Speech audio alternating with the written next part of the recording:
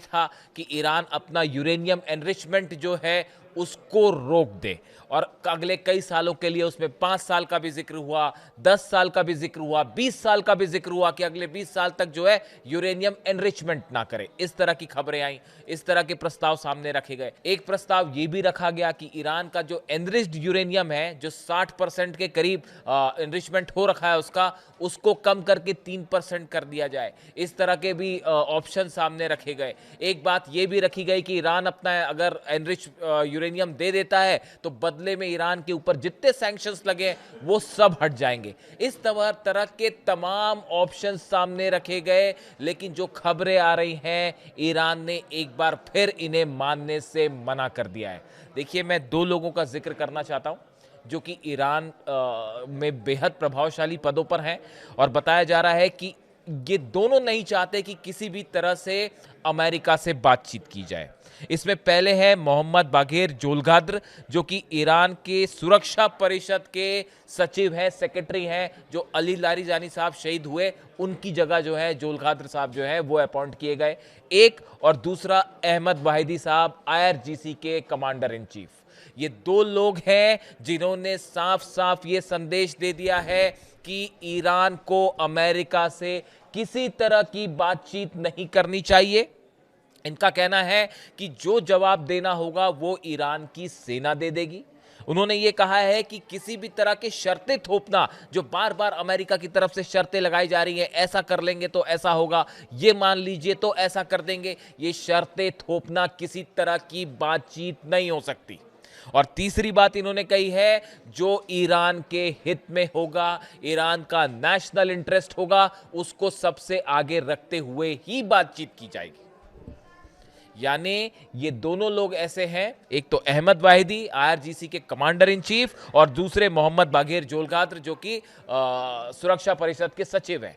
इन दोनों का कहना यह है कि अभी जो हालात हैं और जिसमें अमेरिका जिस रुख से आगे बढ़ रहा है बातचीत करने के लिए, इसमें किसी तरह की कोई भी बातचीत करना एक फिर से एक धोखे को दावत देने जैसी बात है। देखिए, ईरान में इस तरह की खबरें भी आई ईरान से कि ईरान में दो तरह के पॉइंट ऑफ व्यू हैं। एक, कुछ लीडरशिप शायद ये चाहती है कि बातचीत की जाए अमेरिका से और एक डील की तरफ संभावना बनाई जाए, जबकि ये दोनों जो हैं, इन दोनों कमांडर्स का कहना ऐसा है कि किसी भी सूरत में बात नहीं होनी चाहिए। अब देखिए, गौर करने वाली बात है कि ये दोनों ही लोग, अगर हम बात करें अहमद वाहिदी साहब से की बात की जाए या मोहम्मद बाघेर जोलगाद्र हैं इनकी बात की जाए, ये दोनों IRGC से जुड़े हैं, ईरान की सेना से जुड़े रहे हैं।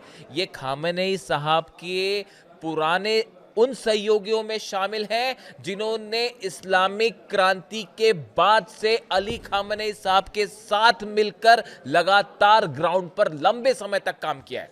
चाहे इराक के साथ जंग हो, चाहे जिस भी तरह के ईरान ने ऑपरेशंस किए हैं, सेना ने जो बड़े कदम उठाए हैं, खामेनेई साहब की तरफ से सेना को जो आदेश दिए गए, इन सब में इन दोनों की ही बेहद अहम भूमिका रही है, और दोनों उस इस्लामिक स्कूल से जुड़े हुए हैं जो खामेनेई साहब ने डेवलप किया।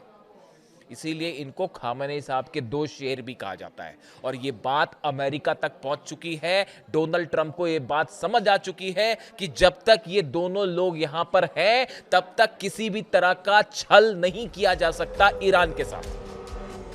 देखिए, एक तरफ ईरान और अमेरिका के बीच सीज फायर का वक्त खत्म होने वाला है 21 अप्रैल को, लेकिन इसी बीच नया डेवलपमेंट हुआ है। लेबनान और इजराइल के बीच सीज फायर हो गया है। इजराइल की तरफ से ये अनाउंसमेंट किया गया, और जो बयान सामने आ रहे हैं उसके मुताबिक जल्द ही नेतन्याहू अमेरिका भी जा सकते हैं, लेबनान के राष्ट्रपति भी अमेरिका जा सकते हैं, और वहां दोनों की मुलाकात हो सकती है। ईरान की तरफ से कहा गया है कि लेबनान अपने सीज फायर की शर्तों पर कायम रहेगा, वो उसे तोड़ेगा नहीं। ऐसे में अब देखना है कि क्या लेबनान और इजराइल के बीच जो हमले हो रहे थे, क्या वो रुक जाएंगे? ये बड़ी ही गौर करने वाली बात होगी। इसके अलावा डोनाल्ड ट्रंप भी ये कह रहे हैं कि अगर जरूरत पड़ी तो वो भी पाकिस्तान जा सकते हैं। देखिए, मैं आपको फिर से याद दिलाऊं, मैं पिछले वीडियो में बता चुका हूं, अमेरिका की तरफ से बयान आना कि जो डेलीगेशन बात करने आए उसको पूरा अधिकार होना चाहिए फैसले लेने का। ये बात जब अमेरिका की तरफ से कही गई, उसका मतलब ही यही था कि वो अब इस बात को समझ चुके हैं कि अब फैसला ईरान की सेना करेगी। देखिए 2-3 चीज़ें और हैं बड़े डेवलपमेंट, ये जो घेर के खड़ी है अमेरिका की सेना, और बार बार तरह तरह के बयान आते हैं। कभी डोनाल्ड ट्रंप कहते हैं कि अब मैं हमेशा के लिए हॉर्मूज खोलने जा रहा हूं, कभी वो कहते हैं कि एक भी जहाज़ को नहीं निकलने दिया जाएगा, कभी वो ये कहते हैं कि भाई अगर हमारी बातें नहीं मानी जाए तो फिर धमकी देने लगते हैं कि हम हमला कर देंगे। इन सब के बीच में ईरान की सेना का क्या कहना है वो भी सुन लीजिए। मोहसिन रजाई साहब, वो भी आईआरजीसी से जुड़े पुराने कमांडर रहे हैं, उनका ये कहना है कि ये जो 10,000 सैनिक अपने बुला रखे हैं अमेरिका ने, इन्होंने कदम भी रखा, सबके सब सैनिकों को बंधक बनाया जाएगा, सबके सब सैनिकों को बंधक बनाया जाएगा। और यह भी बता दिया गया है कि फिर उसके बाद बार्गेनिंग करने में मुश्किल हो जाएगी अमेरिका को, और छुड़ाने के बदले जो है फिर अरबों डॉलर्स देने पड़ जाएंगे। ये बात भी सामने रख दी गई है। यानी आईआरजीसी का प्लान बिल्कुल क्लियर है कि ये जो 10,000 सैनिक आए हैं, असल में इस तरह की खबरें चल रही हैं पिछले 24 घंटे से डिफेंस सेक्शन में कि फिर से ग्राउंड ऑपरेशन की बात चल रही है। मुनीर गए थे बात करने के लिए वहां पे, मुनीर ने डोनाल्ड ट्रंप के सारे प्रस्ताव रखे, ईरान ने उन्हें रिजेक्ट कर दिया। वो बात घूम फिर कर फिर वहीं आ गई जहां पर पहले दौर पे थी। आप यूरेनियम पर क्या डील करोगे? यूरेनियम वो चीज है, यूरेनियम ईरान का, जिसको ईरान के साइंटिस्ट ने डेवलप किया है, उसके लिए खून बहाया है साइंटिस्ट ने। ईरान के वैज्ञानिकों की जिस तरह से इजराइल ने हत्या की, जो 12 दिन की जंग हुई थी, उसमें उन्होंने अपना खून पसीना लगाकर ये यूरेनियम तैयार किया है। और अगर ये न्यूक्लियर बम बन गया होता तो अब तक किसी की हिम्मत नहीं थी होती आंख दिखाने की।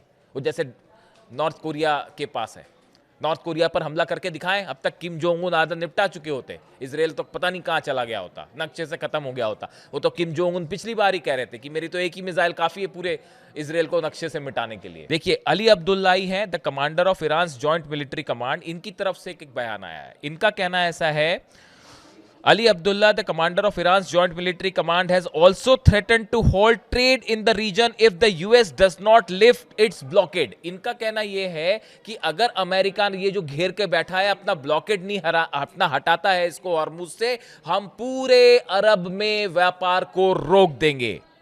इनकी तरफ से बयान आया है।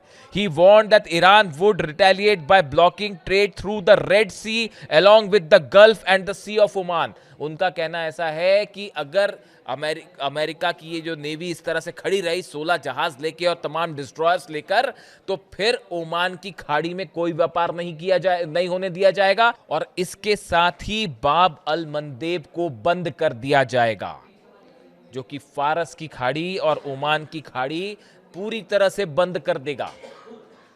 अगर बाब अल मंदेब बंद हो जाता है तो फिर आप ये समझिए कि हॉर्मूज वाला तेल पूरा बंद है 20 से 25%, और उसके बाद 10% आप और जोड़ लीजिए, मतलब पूरी दुनिया का 35% तेल का व्यापार ही बंद हो जाएगा। यानी सिर्फ ब्लॉकेड करने वाली जो ट्रंप की पॉलिसी है, इसको ईरान ने जवाब देने का असल में पूरी रणनीति तैयार कर ली है कि कैसे अमेरिका को जवाब देना है। वो 21 तारीख करीब आ रही है, सीज फायर खत्म होने वाला है। सीज फायर खत्म होता है, उसके बाद अगर उसके पहले कोई सॉल्यूशन नहीं निकला, देखिए खबरें तो ये भी है, इस पूरे मामले में आपको ये समझना पड़ेगा कि आखिर डोनाल्ड ट्रंप जो है वो फंसे हुए कैसे, अमेरिका कैसे फंसा हुआ है, और ईरान को कतई जल्दी नहीं करनी चाहिए बातचीत करने की। उसकी वजह यह है, देखिए चीन का व्यापार रुक रहा है, अफेक्ट हो रहा है नेचुरली। जितने जहाज पहले निकलते थे उतने नहीं निकल पा रहे। 13 से 14 लाख बैरल ऑयल हर दिन निकलता है वहां से चीन का, वो उस संख्या में नहीं निकल पा रहा है, कम हो रहा है। चीन ने दबाव बनाना शुरू कर दिया अमेरिका पे कि इसको हटाइए वरना हम देखते हैं। और यहां तक खबरें तो डिफेंस सर्कल में यहां तक है कि चीन ने पैरेलल जंग की तैयारी शुरू कर दी है। और चीन की जंग की तैयारी का मतलब आप समझ रहे हैं, जब वो ईरान को अपने सैटेलाइट्स की मदद करवा सकता है और 16 के 16 बेस उड़ गए अमेरिका के, तो जब वो खुद हमला करेगा तो क्या होगा। खबरें तो ये भी है डिफेंस सेक्टर में कि ये जितने एयरक्राफ्ट कैरियर्स खड़े हुए हैं उसके लिए डोंगफेंग मिसाइल्स तैयार कर दी गई हैं कि अगर जरूरत पड़ती है तो कहां क्या हमले होने हैं, वो तैयारी ईरान ये तैयारी में चीन ऑलरेडी जुट चुका है कि अगर ये स्थिति पैदा हो जाए कि अमेरिका से दो हाथ करने पड़ जाए मिडिल ईस्ट में, तो कौन से जहाजों पर हमला होगा, कैसे हमला होगा, उसकी एक पैरेलल तैयारी में चीन जुटा हुआ है। और वो मिसाइल्स भी रेडी हैं, कहां पे कौन सी अब्राहम लिंकन पर जानी है, कौन सी जिब्राल्टर फोर्ट पर जानी है, और कौन सी जॉर्ज डब्ल्यू बुश पर जानी है, ये तैयारी कर रखी है चीन ने। इस तरह की भी डिफेंस सर्कल में खबरें हैं, आप सर्च करिए मिल जाएंगे आपको। तो देखिए साहब, ऐसा है कि चीन एक अलग तैयारी करके जुटा हुआ है। चीन को पता है इस बात को कि वेनेजुएला से ऑयल रोका, अब ईरान से ऑयल रोक रहे हैं। तो ये वॉर अमेरिका वर्सेस चीन का है, वो चीन उसके लिए अलग तैयार बैठा है। रूस की तरफ से क्या बयान आया वो भी सुन लीजिए। रूस की तरफ से बयान आया है, पुतिन की तरफ से बयान आया है कि ईरान जैसे चाहे वैसे अपना यूरेनियम प्रोग्राम आगे बढ़ाए, वो पीसफुल पर्पस के लिए है। कोई सबूत नहीं इस बात का कि ईरान जो है वो न्यूक्लियर बम बना रहा है, एटम बम बना रहा है। उसके बाद ईरान अपना न्यूक्लियर जो यूरेनियम है इससे वो बिजली बनाता है, ये उसको रख रहे, उसका एनरिचमेंट करे नहीं करे ये ईरान का मसला है और पूरी तरह से हम उसके साथ खड़े हैं, ये रूस का कहना है। जो लावरोव का बयान आया, देखिए, in a bold diplomatic statement in Beijing, जो बीजिंग गए थे सरगेई लावरोव विदेश मंत्री रूस के, वहां पे उन्होंने कहा, in the bold diplomatic statement in Beijing Sergei Lavrov defended Iran's right to enrich uranium for peaceful purposes. उन्होंने कहा कि ईरान शांति के लिए अगर अपना एनरिचमेंट करता है तो हम उसके साथ खड़े हैं, समर्थन करते हैं उसका। Arguing then it is inalienable right recognised under international norms. उन्होंने कहा अंतरराष्ट्रीय कानून के तहत ये ईरान का अधिकार है उसका अपना यूरेनियम एनरिचमेंट करना अपने शांतिपूर्ण कारणों के लिए, और इसको किसी हालत में नहीं रोका जा सकता और नहीं रोका जाना चाहिए। Lavrov told reporters that Moscow would support whatever approach Tehran chooses on its nuclear program.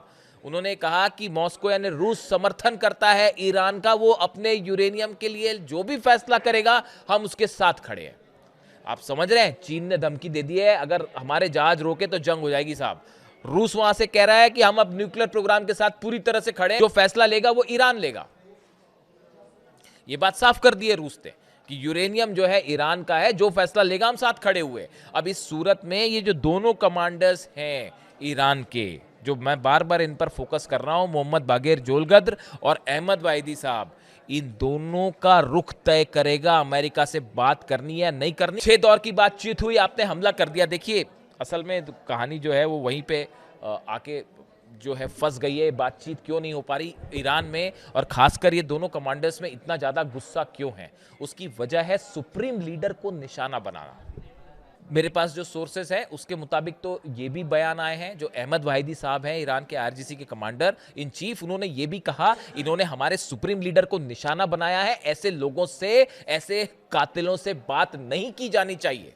Ali Khamenei साहब के हत्यारों से किसी कीमत पर बात नहीं होनी चाहिए। यह कहना है अहमद वाहिदी साहब का, जिन्होंने जितने पॉलिटिकल लीडर्स हैं उनको यह संदेश दे दिया है।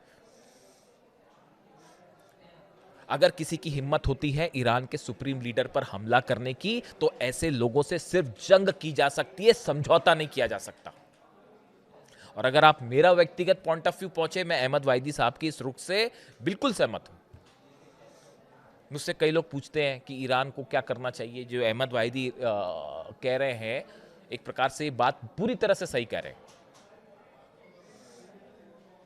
स्थिति वही है, करबला की जो जंग हुई थी यजीद की सेना के साथ, इमाम हुसैन साहब ने बातचीत नहीं की थी, समझौता नहीं किया था, जंग की थी, शहीद होना मंजूर था, लेकिन उनके साथ बातचीत करना मंजूर नहीं था। और यही स्थिति इतिहास अपने आप को दोहरा रहा है। आज इमाम हुसैन की जगह पर अली खामनेई साहब है, बस। बाकी सब के सब वही स्थिति है। जैसे यजीद की सेना खड़ी थी, आज वैसे अमेरिका की सेना खड़ी है, इजराइल की सेना खड़ी है। ये मेरा सोचना है, अब आप इस पर जो भी सोचते हो। हाल ही में मैं ईरान हाउस गया था, वहाँ पे अली खामनेई साहब की शहादत को लेकर 40वीं के मौके पर जो है वो एक श्रद्धांजलि सभा आयोजित की गई थी। उस सभा पे मैं जब वहाँ गया तो वहाँ की जो तस्वीरें थी वो मैं कभी नहीं भूल पाऊँगा। वहाँ पे कम से कम 1000 मुस्लिम बहनें आई हुई थी अली खामनेई साहब को श्रद्धांजलि देने के लिए, और वो सब की सब मुस्लिम बहनों के आंखों में आंसू रुकने का नाम नहीं ले रहे थे। ये आंसुओं में अली खामनेई साहब जिंदा हैं। वहां पे हजारों की संख्या में युवा मौजूद थे, जो जितनी बार नारे लगते वो कहते लब्बैक या हुसैन या अली खामनेई साहब जिंदाबाद के नारे लगा रहे थे। उनके आक्रोश में अली खामनेई साहब जिंदा है। वहाँ छोटे छोटे बच्चे बैठे हुए थे जो तस्वीरें अपने सीने से लगा के बैठे हुए थे। देखिए, दिल्ली के ईरान हाउस में मौजूद हर शख्स के मन में सिर्फ एक सवाल था, सिर्फ एक गुस्सा था कि आखिर सुप्रीम लीडर अली खामनेई साहब को निशाना क्यों बनाया गया, उनका असैसिनेशन क्यों किया गया। हर शख्स के मन में आक्रोश था, हर शख्स की आंख में जो है वो आंसू थे। अशरफ जैदी साहब वहाँ का मैनेजमेंट देखते हैं, जलाल नकवी साहब वहाँ का मैनेजमेंट देखते हैं। बताइए ये बात मैं सच कह रहा हूँ नहीं कह रहा हूँ? सुप्रीम लीडर के जो प्रतिनिधि हैं भारत में, उनसे लेकर एम्बेसडर तक जितने लोग थे सबके सब सबकी आंखों में आंसू थे। हर शख्स वहां विचलित था। और ये हालात सिर्फ दिल्ली के नहीं है, पूरे दुनिया में करोड़ों ऐसे मुस्लिम भाई हैं जिनके मन में सवाल है। और सिर्फ मुस्लिम ही नहीं, आप देखिए चाहे हिंदू हो चाहे क्रिश्चियन हो, पूरी दुनिया इस बात को समझ रही है कि किस तरह से असैसिनेट किया गया, जिस तरह से। इससे बड़ी गलत घटना इतिहास की और कोई नहीं हो सकती। ऐसी सूरत में कैसे बात की जा सकती है उन लोगों से और कैसे विश्वास किया जा सकता है? मैं लेबनान के कोला एरिया में हूं और आप देख सकते हैं कितनी तबाही हुई है यहाँ। डील को लेकर कोई प्लान नहीं है, ना ही इस ब्लॉकेट को कंटिन्यू करने की स्थिति में भी नहीं है। आप समझिए इस बात को, मैं बार बार ये क्यों कह रहा हूं। देखिए ईरान इस जंग में जीता है, इस जंग में ईरान ने जीत हासिल की है। सारे बेस तबाह हैं, अमेरिका के डिफेंस सिस्टम तबाह है। सऊदी अरब तक ये कह रहा है कि हम कैसे भरोसा करें अमेरिका पर, वो तो हमारी रक्षा ही नहीं कर पाया। अब ये सऊदी अरब देशों का ये सोच बन गई है। ब्लॉकेट ज्यादा दिन कंटिन्यू करने की हालत में तो डोनाल्ड ट्रंप वैसे खुद ही नहीं है। और ईरान का जहां तक सवाल है, ईरान पर सालों से 40 साल से प्रतिबंध लगे हुए हैं। कुछ समय और प्रतिबंध रह जाएगा, उससे कुछ नहीं होगा। और हमला करना है, अगर हमला करेंगे तो उसके बाद ईरान की सेना पिछली बार से ज्यादा बड़ा जवाब देने के लिए तैयार है। जितने मिसाइल लॉन्चेस तबाह हुए थे वो फिर से बनने शुरू हो गए, आधे से ज्यादा तो रिपेयर भी हो चुके हैं। जहां जहां तबाही हुई थी वो सब कंस्ट्रक्शन हो रहा है तेजी से। यानी डोनाल्ड ट्रंप और अमेरिका, ये जो बातचीत के नाम पर शर्तें रखना और इस तरह की जो बातें हैं, ये चलने वाली नहीं है। अगर हमलों की आप बात करें, पिछले 12 से 24 घंटे में किरियत शिमोना में इजराइल में जबरदस्त हमले हुए हैं हिजबुल्लाह की तरफ से। और सबसे बड़ी बात यह कि तो अब तो तोप से भी हमले हुए हैं, जो शेल्स गिरे हैं इजराइल में कई जगह से नुकसान की खबरें आ रही हैं। 6 सैनिक बुरी तरह से घायल हैं, अब जिंदा हैं या उनकी मौत हो गई, इंतजार करना पड़ेगा। खबरें देर से आती हैं बाहर, लेकिन बताया जाता है कि हिजबुल्लाह की तरफ से शेलिंग की गई तोप के जरिए। और ये पहली बार है ऐसा कि इस तरह की शेलिंग हुई है। अभी तक हमने देखा था कि सिर्फ जो है ड्रोन अटैक्स होते थे, लेकिन ड्रोन अटैक होते थे या फिर रॉकेट्स अटैक होते थे। पहली बार ऐसा है कि तोप से इजराइल पर हमला किया गया। और वहीं दक्षिणी लेबनान में इजराइल ने जो है लगातार हमले कर रहा है, वो तस्वीरें उनकी भी सामने आई है। इस सूरत में देखिए इजराइल और लेबनान के बीच में जो जंग है वो तो जारी ही है। और जिस तरह से इजराइल की सेनाएं दावे कर रही है कि वो लेबनान में एक बफर जोन जो है उस पर कब्जा करके परमानेंटली वहां अपनी सेना को काबिज करना चाहती है। इस तरह की पॉलिसी के साथ नेतन्याहू आगे बढ़ रहे हैं। नेतन्याहू वाला जो एंगल है, आप देखिए क्या नेतन्याहू इस बात के लिए मान जाएंगे अगर बातचीत होती है कि ईरान की मिसाइल्स जो है, ईरान अपनी मिसाइल्स पर कोई बात नहीं करेगा?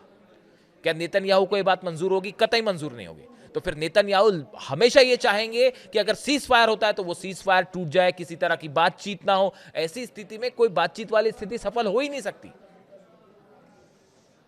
तो फिलहाल हालात ये हैं कि अमेरिका, रूस, चीन, ईरान, इन तीनों के बनाए चक्रव्यूह में फंस चुका है। बाहर आने के लिए छटपटा रहे हैं डोनाल्ड ट्रंप। और ऐसे में ईरान को किसी भी तरह से बातचीत की या किसी भी तरह की शर्तों को मानने की गलती बिल्कुल नहीं करनी चाहिए। मेरा पॉइंट ऑफ व्यू है, आपकी क्या राय है? आप कमेंट करके जरूर बताएं। Thank you so much.